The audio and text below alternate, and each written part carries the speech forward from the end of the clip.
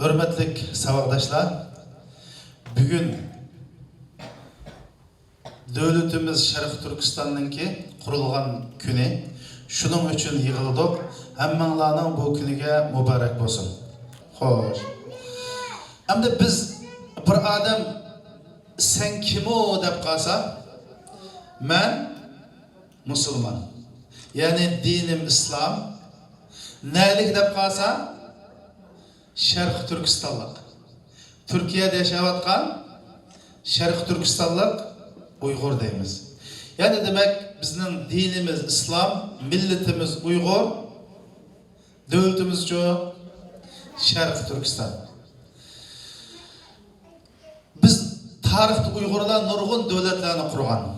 Şu devletlerin en ahirkisi 1933 yılı 11. ayının 12. günü Sabit Damolla ve Sabdaşlar arkalık Kaşgar'da kurulgan Şarkı Türkistan İslam Cumhuriyeti. Bu Cumhuriyet kurulgan ama afsus düşmanlarının suikasti şu vaktaki Müslümanların, Uygurların ittifaqsızlık sebebinden bu devlet Sovet devlet tarafından veyran kılıngan. Özümüzdeki ittifaqsızlığı ve şu vaktaki Sovet'teki Rus yani Stalin'ninki bizge hıyanat kılışı sebeple qanday qılıngan devletimiz çökкен, yok bo'lgan. 1944 yılı ikinci katım yine kim tarafından kuruldu? Elixan Törem. Elixan Törem degan o bir dini zat.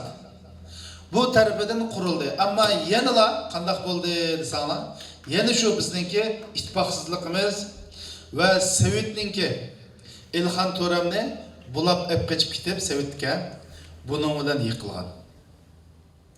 Ama bizim bu Uygurlarning en yakın zamandaki kurgan devletlerimiz. Onun keyin şu 1949 yılı komünistler devletimizni qanday qilgan Xitoy kommunistlari besib olgan. Şunundan tatip ta hazırlıçılık biz asaret mustamlik içinde yaşap geldik. Yani bu komünistlerin bizge bo'lgan zulmü izchil turda davomlashib kelgan. Ahirgi kunlarda yani 2015, 2014, 2015'ni tatip maxsus lagerlarni silib, neçe milyonlagan Uygurlarni solab, Xitoyda bizning dinimizni, bizning devletimizni besib olgani yetmagandek, bizning kimligimizni, dinimizni ve Uygurlikni yo'qotmoqchi bo'lgan. Aslında biz şu zulümden kaçıp, yoki chet elga chiqib, kuch to'plab, yaxshi o'qib, kuchlanib, vatanimizni Xitoylarning qo'lidan qutqizish uchun mana bu yerlarda yuribamiz. Biz chet elga nima ish qilib chiqibdik? Ha? Biz chet elga chiqib, yaxshi o'qib, kuchlanib, vatanimizdagi va vatanimizda yashayotgan urug' tuqqanlarimiz, qavm qarindoshlarini qutqizish uchun bu yerda yashayapmiz. Mana bu bizning muqaddas burchimiz.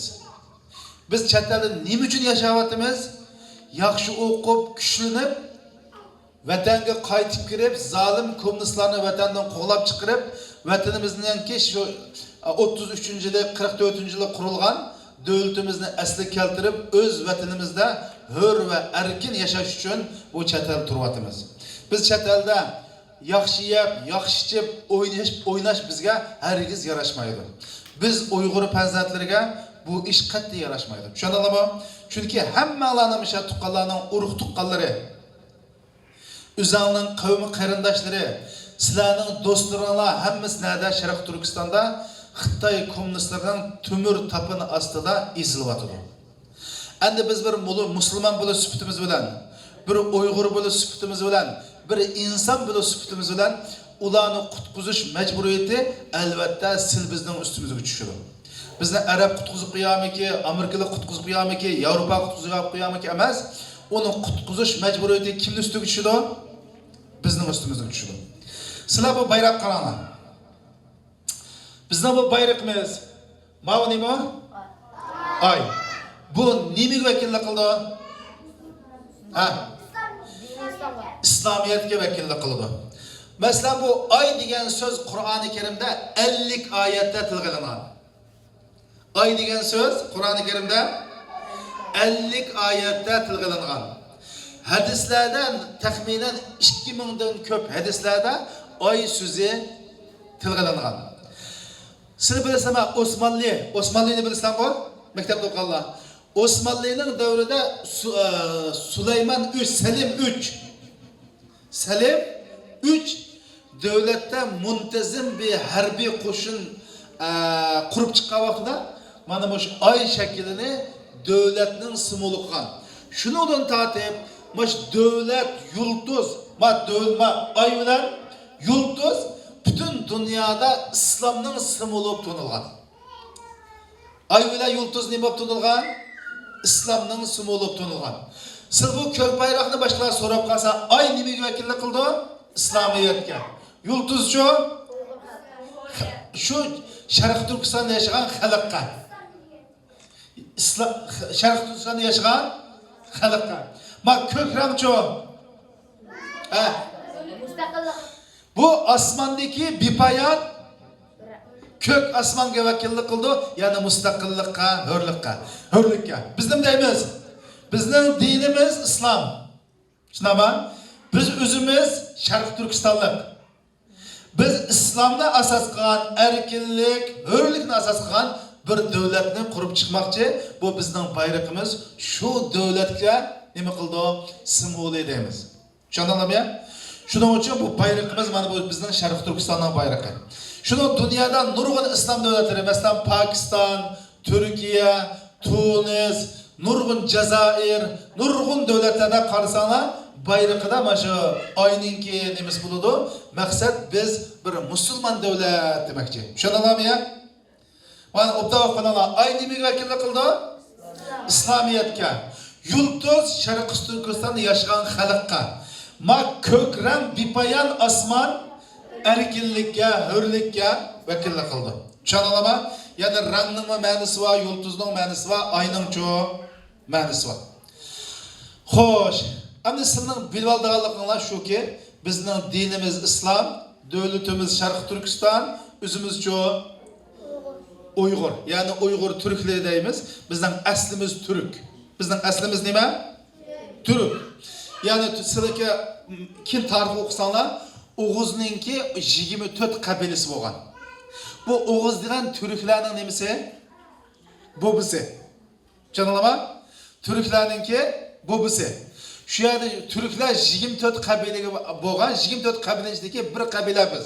Shundan biz Qirg'iz, Qozoq, O'zbek, Maya Turkiyalik, Turkiya, Ozarbayjonlik hammamiz amaliyoti shu. 24 o'lkaga bo'lingan hammamiz turk. Hammamiz nima? Turk. Ve biz musulmon. Biz şu musulmon. Qur'onimiz bizning dasturimiz. Qur'on bizningki dasturimiz. İslam bizning hayotlik nizomnomamiz.